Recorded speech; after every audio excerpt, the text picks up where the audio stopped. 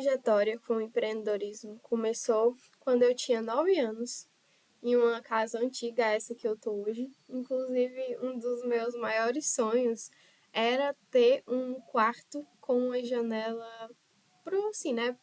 Ter uma vista na janela. E se vocês escutarem algum barulhinho de vento, é porque aqui em frente tem alguns coqueiros, palmeiras, árvores, e o vento que vem pra cá é muito gostoso. E realizei o meu sonho, graças ao trabalho, né, dos meus pais. Aos 9 anos eu vendia din-din com a minha mãe, e o din-din era 10 centavos, para vocês terem uma ideia do quanto que mudou, né, a questão do dinheiro hoje em dia. E aos 9 anos, a minha mãe fazia o din-din, eu ajudava ela a vender. Quando chegava a gente lá no portão, eu ia atender, dizia os sabores, né, do din-din que tinha. E aos poucos, minha mãe também foi me ensinando a como lidar com o dinheiro. Então, a gente vendia cada din-din a 10 centavos, e aí quando a gente tinha um potinho que era em formato de pera, sabe? Tipo uma perazinha pequena. E a gente colocava as moedinhas lá, e aí, às vezes, sei lá, no sábado, ou quando já tava o potinho cheio, a gente se juntava, eu e a minha mãe, na mesa da cozinha, para juntar as moedinhas, 10 moedinhas de 10 centavos, e fazia R$ 1.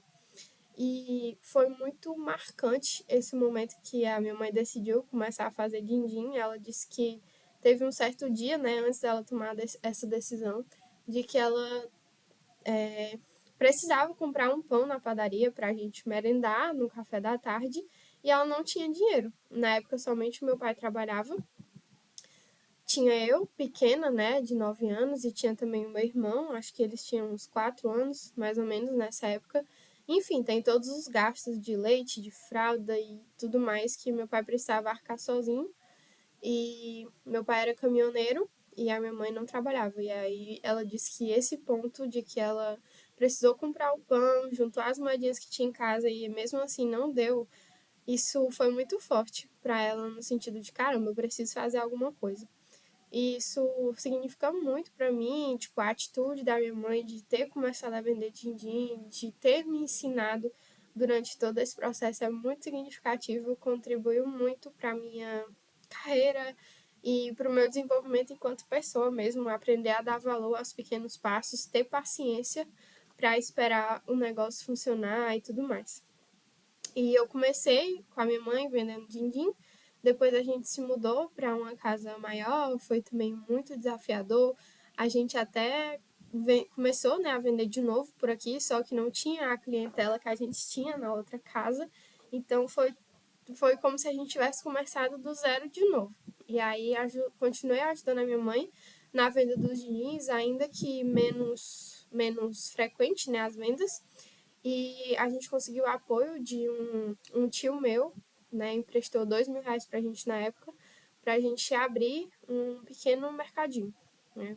Vender algumas coisas, a minha mãe gostava de... Não é que ela gostava, mas ela pensava que aqui onde a gente estava morando atualmente, poderia colocar comidinhas assim para criança, sabe? Bombom, pirulito, xilito, que normalmente são coisas que as pessoas costumam comprar no dia a dia, e onde a gente mora atualmente é em frente a uma parada de ônibus. Então o pessoal chega do trabalho, às vezes com fome, vai comprar um leite, alguma coisa, e a gente poderia estar aqui disponível para atendê-los. E foram... Hoje acho que faz 14 anos que a gente mora aqui e que tem a pequena mercearia. E eu cresci vendendo essas coisas, então o empreendedorismo sempre esteve muito presente na minha vida.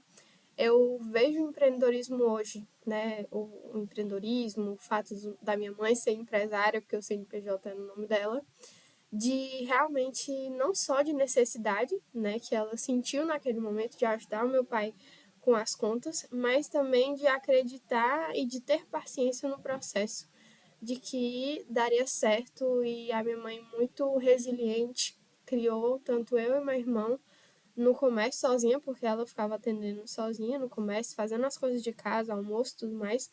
E o meu pai continuou trabalhando de caminhoneiro porque, enfim, o comércio era muito recente, não estava dando ainda assim uma renda que a gente conseguisse se sustentar, e eu estava estudando numa escola cara, enfim, numa escola melhor e tudo mais.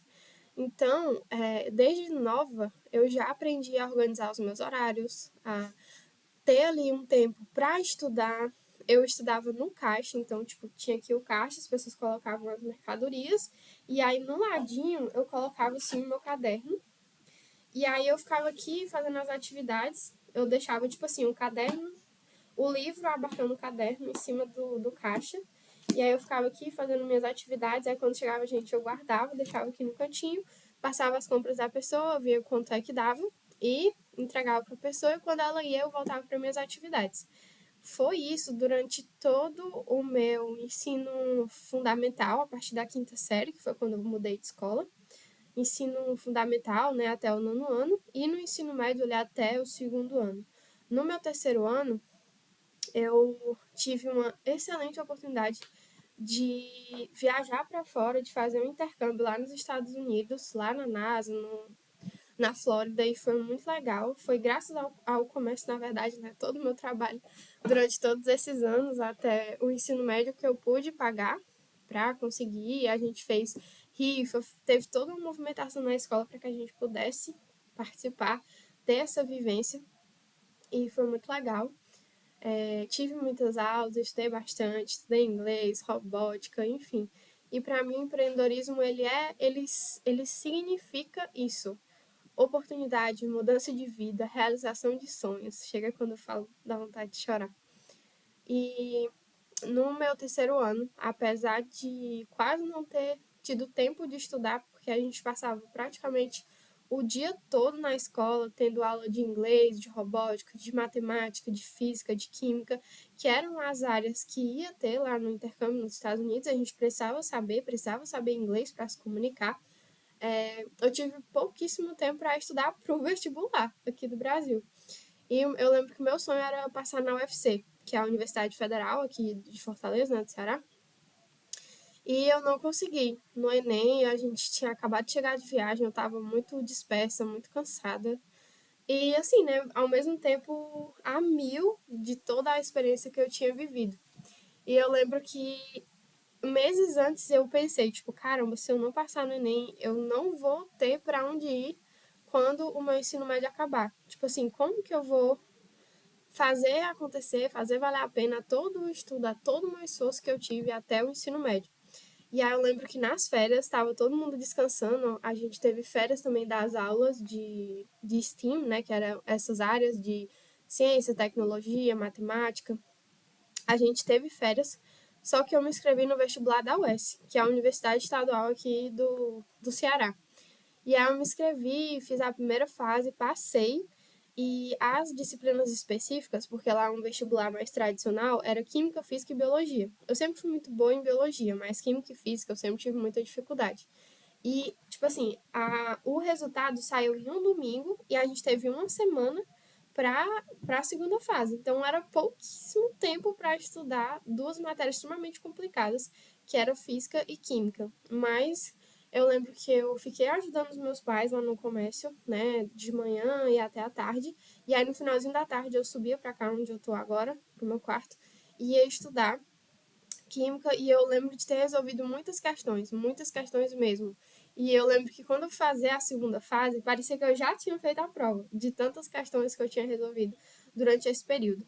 E assim, eu tinha uma perspectiva muito errada, porque durante o meu, tanto o fundamental quanto o ensino médio, eu achava que eu tinha que ser a melhor aluna da turma. E eu ficava tipo assim, meu Deus, como que eu vou passar no vestibular se eu não vou ter tempo de ser a melhor? Mas no vestibular, me disseram isso, eu levo isso para a vida.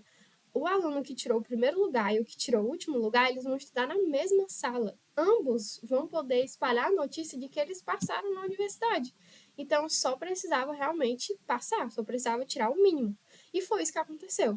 Na redação, o mínimo era 70. Eu tirei 70. Eu acertei o mínimo de questões de física para passar, e assim também química, biologia eu acertei um pouco mais e acabou compensando nas outras. E para quem estava acostumado com o primeiro lugar, no vestibular da UES, quando saiu o resultado, eu fiquei no 52º lugar. Eu não passei nos classificados, eu fiquei lá nos classificáveis, mas como nem todo mundo quer, né? Às vezes o pessoal se inscreve só para dizer que passou, mas acaba que nem vai se matricular. Acabaram que eles me chamaram para ir lá. E eu me lembro como se fosse hoje. Eu ficava vendo meu celular direto e a UES ela é muito demorada com relação a isso de trazer uma devolutiva sobre os processos. E eu ficava olhando o tempo todo. E eu, meu Deus, será que eu já posso comemorar? Meu Deus, o que eu vou fazer da minha vida? Porque eu sempre gostei muito de estudar. E pra mim a faculdade era tipo assim, cara, não tem outra opção. Eu quero fazer faculdade, eu quero ter essa vivência tipo assim, como os meus pais diziam, né? Estude que essa é a oportunidade que você tem. Então, tipo assim, pra mim não tinha escolha. Eu tinha que passar, porque os meus pais não tinham como pagar uma faculdade pra mim. Então, era isso ou isso. E quando eu tava olhando no meu celular, no momento lá do intervalo de alguma das aulas, eu ainda tava no ensino médio, eu vi que tinha saído o resultado. Só que eu não conseguia achar o meu nome. E aí eu lembro de ter descido lá pra coordenação e falado, olha, pelo amor de Deus, saiu o resultado da UES, vê aí se apareceu o meu nome, não sei o quê. E meu coração a mil, e eu procurando meu nome lá na lista. E aí eu me lembro como se fosse hoje, que os classificáveis tava aparecendo o nome em vermelho. Se tiver um barulho, é alguma moto por aqui perto que tá testando.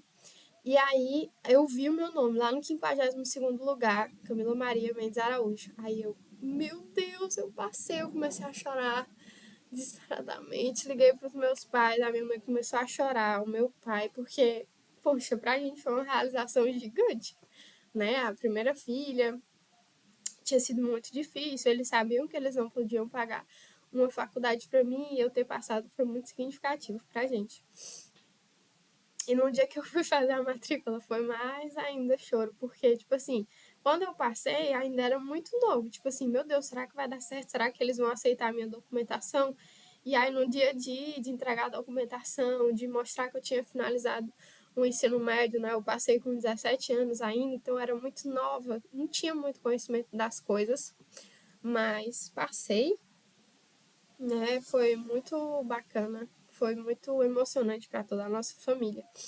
E para mim, de novo, né, o empreendedorismo significa isso, os meus pais terem podido me pagar não, pagar a escola, uma escola melhor para mim, que me deu educação e que me mostrou que eu poderia chegar lá. E por que eu tô falando isso, né? Porque isso se tornou meio que o meu propósito de vida. É juntar o empreendedorismo com o perfil que eu me identifico, que é o perfil dessas mulheres. Eu me lembro como se fosse hoje que somente eu passei de mulher na minha turma. Tinha duas turmas de terceiro ano, A e B. E todos os meninos que passaram eram homens, né? Foram só meninos e somente eu de mulher. E até hoje eu me questiono por que não teve outras mulheres que passaram, seja no vestibular, seja no Enem, por que foi só eu? Cadê as outras mulheres?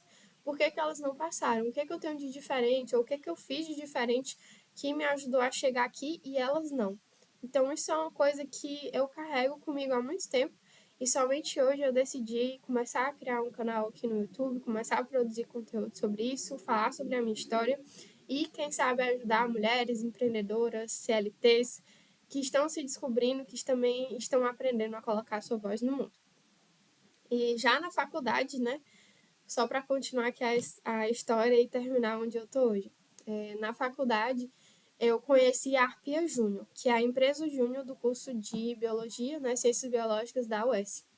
E eles apresentaram que era uma empresa que vendia serviços para outras pessoas, né, para outras empresas, para, enfim, pessoas aleatórias, a um preço mais baixo, porque eram alunos que prestavam esse serviço e tudo mais. Eu fiquei apaixonada desde o começo, porque eu estava em um curso de licenciatura. Para quem não sabe a diferença, na licenciatura você aprende a ser, você é licenciado a dar aulas. Então, basicamente, eu sou formada em professora de biologia, né, ciências e biologia. E o bacharelado ele é mais voltado para a pesquisa. Então, é de fato o profissional biólogo, né, aquele estereótipo que a gente tem do biólogo lá no laboratório, então do biólogo fazendo coletas, né, na selva, na mata, enfim, a bióloga ignorante falando. E já no meu curso eu tive o processo de gestão ainda muito envolvido, participei da ARPIA, me inscrevi, consegui passar, entrei como assistente, não, era consultora de RH, né, consultora de recursos humanos. E aí passei o ano de 2019 inteiro desenvolvendo projetos, realizei muitos serviços, aprendi muito, tive muitas palestras sobre gestão de projetos, liderança, enfim, foi muito legal.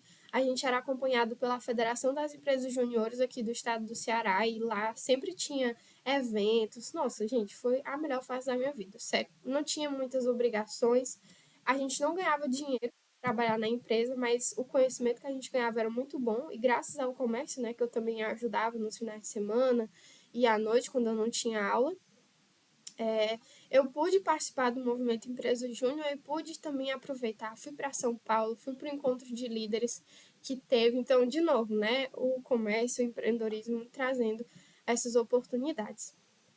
E daí, na empresa Júnior, no ano de 2020, não tinha ninguém para ser o presidente da empresa. E lá sempre todo mundo fazia projetos, todo mundo participava de tudo, mas tinha que ter um representante, até mesmo a questão a nível legal, né? Assim, que a gente tinha um estatuto e tudo mais. E aí eu, cara, tinha assim uma vontade imensa de ser a presidente. Tipo, caramba, eu tenho que fazer isso. E aí teve todo o processo de sabatina, eu me inscrevi, fiz a minha apresentação, mostrei como é que eu poderia é, ajudar, né, a empresa, como é que eu poderia participar do desenvolvimento da empresa como um todo. E aí passei, teve muitas pessoas que me apoiaram muito, não só durante o processo de que a gente chama de sabatina, né, que é quando todo mundo, os atuais diretores ou todo mundo da empresa fazem perguntas para ver se você conhece a empresa, para ver se você realmente está preparado para ser o líder daquela empresa naquele ano. E o ano de 2025 foi intenso, né? Foi o ano de pandemia, mas eu confesso que eu mal senti, assim, não vou dizer que eu mal senti, mas eu estava tão imersa, tão envolvida no papel de ser presidente, de ser líder, e a gente era uma empresa de biologia. Então, os nossos serviços eram né, arborização, construção de hortas e jardins privados. E o que, que a gente ia fazer se a gente estava na pandemia? Não, tipo, não tinha o que fazer. E foi daí que surgiu a ideia de fazer cursos online, né? Fazer, é, de alguma forma, algum serviço que a gente conseguisse vender online. E aí a gente teve várias reuniões ao longo do ano e veio o nome, né, de uma das consultoras da época, que era Caçando com Arpia, o nome da empresa, Caçando Conhecimento. E assim, foi um estouro os nossos cursos, as nossas palestras que a gente teve. Participou gente de todo o Brasil e, nossa, foi muito legal. A gente conseguiu bater a nossa meta do financeiro. No começo do ano a gente tinha uma meta, não tinha uma dívida, na verdade, de R$ 6.000 para pagar, tipo, real, com, na época, a empresa de contabilidade, né, que fazia todos os processos para a gente. E a gente conseguiu quitar essa dívida e conseguimos juntar caixa na empresa para, enfim, conseguir pagar uma pizza no final do ano para comemorar as metas batidas. Então, para mim, isso foi muito significativo. Foi um ano em que eu vivi intensamente, que eu aproveitei. Às vezes, eu começava a fazer uma planilha, uma apresentação para a Arpia e simplesmente eu entrava no estado de flow, né? Para quem não sabe o que é aquele estado que você está tão concentrado naquilo que você está fazendo que você não sente o tempo passar e parece que você vai assim para um outro lugar, digamos assim. E foi muito legal. E já no finalzinho da graduação, eu comecei a pensar, tipo, poxa, eu acho que a biologia não é para mim, eu não me vejo como professora, e agora o que é que eu vou fazer? E aí comecei a pensar em psicologia, porque eu sempre quis ser dona do meu próprio negócio, eu acreditava que se eu fosse psicóloga, eu poderia ter a minha própria clínica, ajudar outros psicólogos, né, e tudo mais. Mas acabou que eu vim parar na administração. Primeiro, porque eu não podia pagar a faculdade de psicologia, eu não tinha como estudar para passar no vestibular de novo. E a faculdade particular era muito cara, quase R$ 700, eu não tinha como. Até hoje não tenho. E encontrei um curso de administração online que era tipo menos de R$ 200 por mês no formato flex, né? Que é tipo você faz as aulas, tem aula uma vez por semana online no Teams e você faz o seu estudo basicamente. E aí eu pronto. É isso. E aí comecei a faculdade, já terminei o primeiro semestre. Graças a Deus comecei a trabalhar em uma startup de educação aqui do meu estado. estou extremamente feliz e decidi começar a falar sobre empreendedorismo feminino aqui na internet, no meu Instagram. Para quem gostaria de seguir e acompanhar um pouquinho sobre como é lá, é @conheceремpreendedora. Ainda estou ajustando algumas coisas, mas vocês serão muito bem-vindos. Espero que a minha história possa ter feito vocês se identificarem ou ter trago alguma reflexão, algum questionamento que seja importante para vocês. É isso, meu nome é Camila, tenho 23 anos, sou natural aqui de Fortaleza, Ceará. Tá muito calor aqui, mas estou muito feliz de ter gravado esse vídeo. Espero que você realize todos os seus sonhos. Se você é mulher, seja muito bem-vinda e se sinta muito acolhida. É isso. Beijo!